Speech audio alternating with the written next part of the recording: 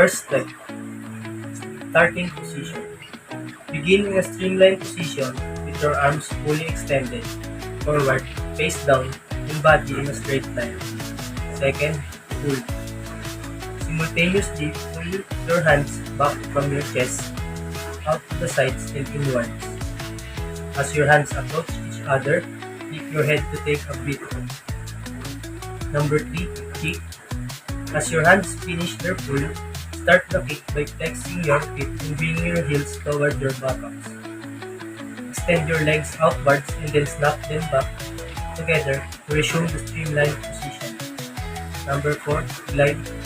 Once your legs are together, extend your arms forward to resume the streamlined position.